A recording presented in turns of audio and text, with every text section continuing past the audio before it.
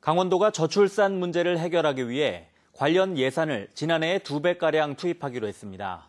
하지만 새 대책의 핵심인 육아 기본수당은 아직 예산이 확정되지도 않은 상태입니다. 이재규 기자가 보도합니다. 2017년 도내 출생아 수는 8,900명 선이었습니다. 2001년에 비해 46% 이상 줄어든 수치입니다. 반면 고령화 인구는 해마다 늘어 전체의 18%를 넘었습니다. 홍천, 철원, 삼척 등 10개 시군은 이미 초고령 사회에 진입했습니다. 저출산 문제 해결을 위해 강원도는 올해 2,260억 원을 투입합니다. 지난해보다 2배 정도 늘렸습니다. 전체 세부 사업은 28개인데 올해 새로 시작하는 사업은 2개입니다.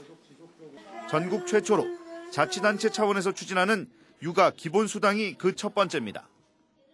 당초 70만 원을 지급하려고 했지만 보건복지부가 난색을 표시해 30만 원으로 줄였습니다. 그거는 저희들 기본적으로 육아 기본수당을 올해 태어난 아이들 같은 이제 앞으로 4년 구간으로 설정했기 때문에. 하지만 아직 예산이 확정되지 않아 다음 달 도의회를 통과해야 하는 숙제가 남아 있습니다.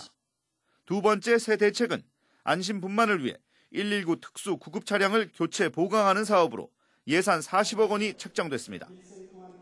나머지 26개 사업은 신혼부부 주거비용 지원, 난임부부 지원, 보육료 부모 부담금 지원, 아이돌봄 지원센터 등 기존에 추진하던 사업들입니다.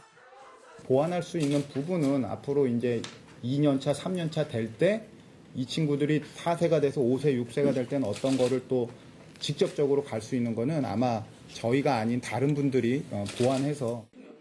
하지만 육아 기본수당 같은 현금성 저출산 정책이 어느 정도 효과가 있는지 아직 검증된 바가 없습니다. 도내 대부분 시군이 출산 장려금을 이미 지급하고 있어 중복 지급이라는 비판도 여전한 상황입니다. 저출산 극복을 위한 교육과 문화, 복지와 의료 확충 등 시군별 제도적 보완이 시급한 상황입니다. MBC 뉴스 이재규입니다.